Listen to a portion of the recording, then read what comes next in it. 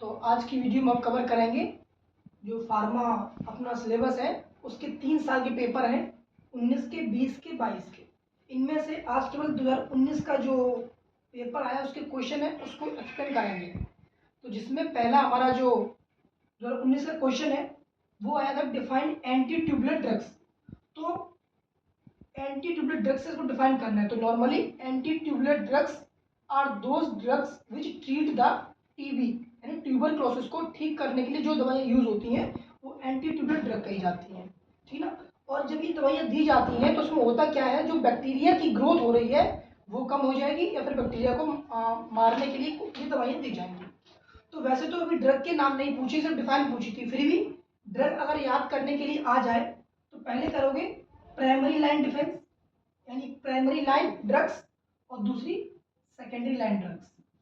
ठीक, एक तरीका था याद करने का ड्रग को, पेरिस, ठीक है ना, यानी स्ट्रेप्टोमाइसिन, आइसोसिनाइड, रेफेम्पिन, इसाइनोजाइड और पैरानो अमीनो, ठीक है ना।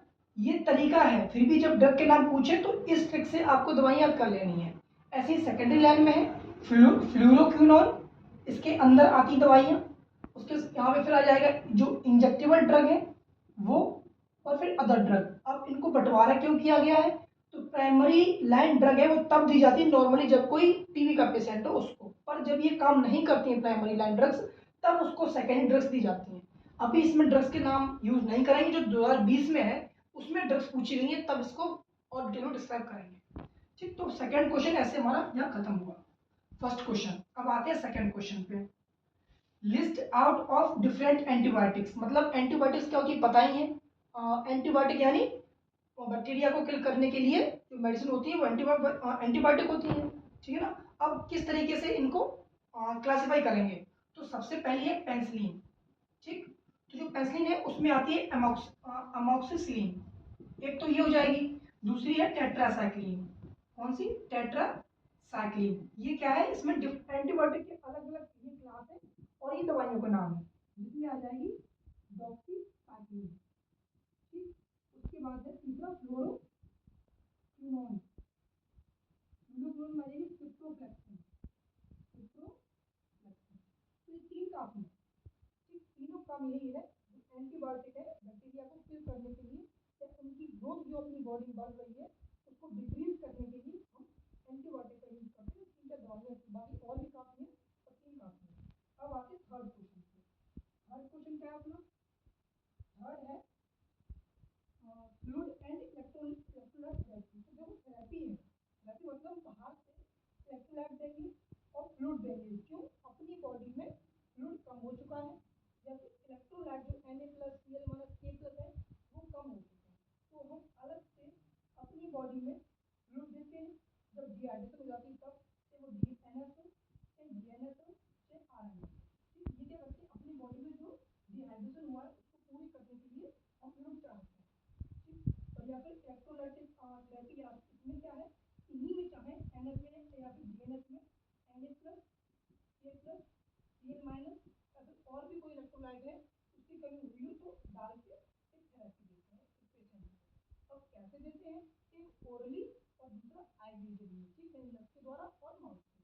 जैसे वो क्या कहते हैं, इलेक्ट्रोलाइट जो पाउडर आता है अपना वो ओरली देंगे और फ्लूइड है NS तो ये हम क्या आईवी रास्ते से बॉडी में देते हैं।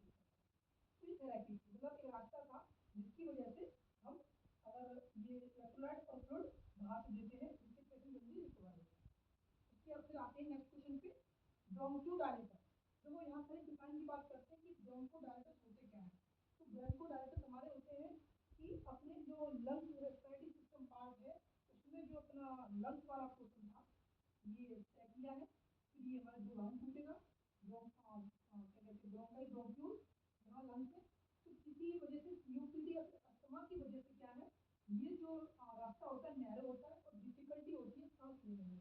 उस टाइम पे हम क्या करते हैं, ब्रोंकोडायलेटर को ड्रग्स का यूज करते हैं। तो डिफाइन हो जाएगी। अब इसमें ड्रग्स की बात करेंगे तो ड्रग्स एक तो शॉर्ट टर्म ड्रग्स होती है और लॉन्ग टर्म ड्रग्स होती है। तो ड्रग्स अभी नहीं पढ़ रहे, वो पढ़ेंगे जब ड्रग्स मिल जाएगा 2020 से 2022 वाले साल। ठीक, तो ऐसे चार क्वेश्चन हो गए, चार क्वेश्चन कवर हो गए कि anti tubular drug, different antibiotic pathway, fluid and electrolyte therapy और ब्रोंकोडायलिसिस। अब बात करते हैं ड्रग यूज इन प्रैक्टिक अल्सर। तो प्रैक्टिक अल्सर में कौन कौन सी दवाइयाँ यूज होती हैं उनकी बात करते हैं। तो पहले क्लास लिखते हैं कि प्रोटॉन पंप इनहिबिशन। कौन सी क्लास है? Proton pump inhibition. ठीक, इसमें जो दवा आएगी वो आएगी ओमप्राजोल, मेडिसिन का नाम। प्रैक्टिकल से मतलब अपने पेट में या फिर छोटी आंत में घाव हो गया है, तो उस वजह से हम क्या करेंगे, उसे ठीक करने के लिए मेडिसिन देंगे, तो वो प्रैक्टिकल सर। फिर बात करते हैं नेक्स्ट है एंटासिड। अगर अपने बॉडी में एंटासिड ज्यादा हो गया है जिसकी वजह से पैप्टिक अल्सर हो गया है, तो उसके लिए हम दवाई यूज करेंगे एल्युमिनियम हाइड्रोक्साइड या फिर मैग्नीशियम हाइड्रोक्साइड। ठीक है। और फिर तीसरा हम, हालांकि दो ही पूछी है, और तीसरा पढ़ना चाहो तो जो पैप्टिक अल्सर होता है एच पाइलोरी बैक्टीरिया की वजह से, एच पाइलोरी बैक्टीरिया की वजह से। तो जिसमें मेडिसिन यूज करते हैं वो करते हैं कोई भी एंटीबायोटिक। तो अमोक्सी कर दो, अमोक्सिसाइक्लिन, तो एंटीबायोटिक का यूज करेंगे। तो हो गई हमारी ड्रग पैप्टिक अल्सर की। ये क्वेश्चन नंबर कौन सा था? 1, 2, 3, 4, 5वें नंबर का। इसी में नेक्स्ट क्वेश्चन है हाइपरटेंशन ड्रग। तो हाइपरटेंशन ड्रग कौन सी होती है? जब किसी इंसान का बीपी हाई हो जाता है तो बीपी कम करने के लिए हम जो दवाई देते हैं वो हमारी कौन सी? हाइपरटेंशन। तो सबसे पहली मेडिसिन है कैल्शियम चेन ब्लॉकर। ठीक, ये क्लास है चेन ब्लॉकर। ठीक है, इसमें क्लास में दवाई का नाम है वो आएगी वर्मापिन, वर्मापिन। ठीक है। और फिर सेकंड है बीटा ब्लॉकर। कौन सी? बीटा ब्लॉकर, जिसके अंदर अपनी मेडिसिन आ जाएगी मेटाप्रोलोल, मेटाप्रोलोल या फिर प्रोपेनोलोल। तो ये मेडिसिन थी किसकी? हाइपरटेंशन, जब बीपी ज्यादा हो जाए उस टाइम पे, तो ये जो कौन सी? वर्मापिन या फिर मेटाप्रोलोल और प्रोपेनोल। ठीक है। फिर नेक्स्ट क्वेश्चन है emergency drug use in CPR. तो सीपीआर में हम दवाई देंगे तो इफिनेफ्रिन करके मेडिसिन आती है, उसका हम इस्तेमाल करेंगे इसमें। ठीक, और कार्डियो एस्पिरिन का भी यूज हो सकता है। ठीक है, ये हमारी आ जाएंगे सीपीआर कंडीशन, डॉक्टर द्वारा जो भी दी जाएंगी medicine. Use of aspirin, aspirin का यूज है तो सबसे पहला यूज होगा पेन रिलीफ, दर्द में ये हेल्प करता है। उसके बाद फीवर को रिड्यूस कर, फीवर को कम करेगा ये। ठीक, और जो हार्ट में कोई डिसीज होती है तो कार्डियोवैस्कुलर प्रिवेंशन भी यही करेगा। ठीक है ना, ये तीन इसके वर्क काफी हैं। अब एक क्वेश्चन है advantage of IV drug administration. तो मतलब इसका ये बताना है लोग आईवी ड्रग ही क्यों देते हैं। तो इसका दो रीजन है, दो काम काफी है। पहला क्या कि आईवी इसलिए दी जाती है कि एक जल्दी क्विक रेस्पॉन्स मिल जाए, जो भी प्रॉब्लम क्रिएट हो रही है उसके जैसे ही आईवी हम नस के द्वारा डालेंगे तो क्विक रेस्पॉन्स मिल जाएगा, इंसान जल्दी ठीक हो जाएगा, पेशेंट जल्दी ठीक हो जाएगा। पहला ये, क्योंकि अगर ओरली दोगे तो पहले वो जाएगी फिर स्टोमक में, फिर स्मॉल इंटेस्टाइन में, तब जाके ब्लड में पूरी रेस्पॉन्स करेगी जाके अपना।